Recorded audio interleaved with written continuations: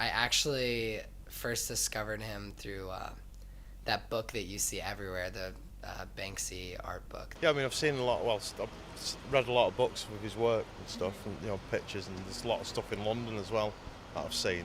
Oh yeah, it's good. Very political, isn't it?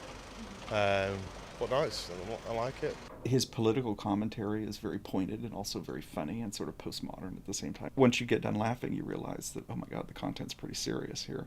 But humor is much more transgressive than tragedy. Like, it was much more complicated than it looks. It looked like something that it was just lines. There wasn't really a lot of, but when you see it, you're just like, that's hot. It was like, wow, look at that. It was, took a picture of it straight away. No, I've never heard of him or seen any of his work until I seen that one and the one around the corner. So I like it. I'd have more of it. I'd never seen anything really like that. I love it. Like, I think there should be no line. Like, I love when, like, he'll go into museums and, like, put gas masks over the people's faces. I mean, that's I think that's really where, like, the originality lies. I don't like the materialism he's brought to street art, but at the same time, I do like he's evolving, he's changing. No one knows what Banksy looks like. He should come out. He's brilliant, isn't he? Like, he's a legend. I think if he comes out, though, I think everyone will be arresting him, or everyone will want to lock him up. I guess that's probably why. But no, if he wants to stay anonymous, it's fair play. But if I was doing work like that and as good as that, I'd be out in the open. I think that's an essential part of a graffiti artist, a street artist, is their sense of being anonymous, being an unknown figure. I mean, not only because of laws, and I mean, it's obviously for their safety, but it also kind of deals with, this is anyone doing this. It could be like any person. It's just like it's part of the streets. It's not like identifiable with a tag. He's kind of putting himself at a vulnerability there as well.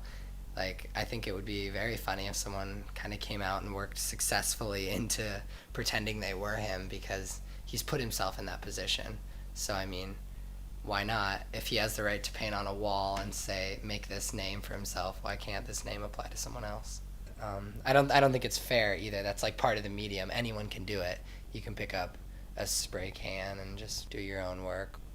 But I mean, I guess that brings up a good question too, is it art? Anything that changes the way you experience the world is, even for a fleeting moment, is art. Art is something that an artist reaches into his or herself and creates, that changes how other people experience the world. You know what? We just can't paint in somebody else's wall. We just can't use somebody else's yard to use as your own canvases. I mean, it's all art, but I guess graffiti is graffiti because you do it somewhere where you're not supposed to do it. But that doesn't make it not art, it's still art. Oh, I definitely think it's art. Yeah, there is that. I don't know, people say, don't they? Some graffiti is really nice, isn't it? Yeah. It's like when somebody just scrolls a name on a wall. That's graffiti. Yeah. But the rest of it, I class as good art. You know what I mean? Because it's colourful. I think it brightens walls up as long as it's done well. There are taggers and people. There's gang-related tagging, and then there's graffiti art, which I would call it, or street art. I would use those two terms interchangeably, because there are also gangs who do really great art. So the crossover, it's complicated. And some of it's just violence. I especially think some of the scratching stuff is just violence, on the subways, where they just take something and scratch the glass, and it's like, okay, so you tagged your name here. Big deal. If I let you do work on my canvases, then it's different. What we can't just go around and start painting everybody else's wall, even if it's a way of expression or art. Sometimes a wall should just be a nice canvas for something else than random tags. Graffiti is out of control. Tagging is out of control. They don't add on.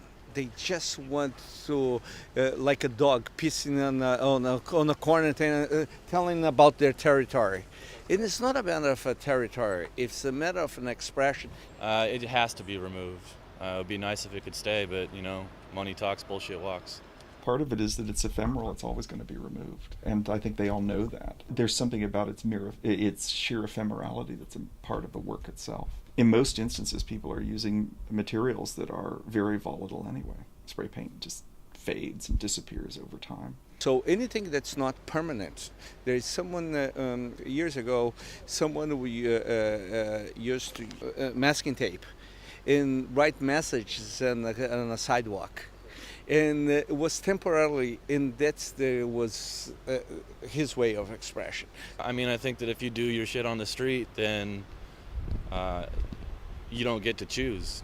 You did it on the street, you did it in public, so whatever happens to it, happens to it.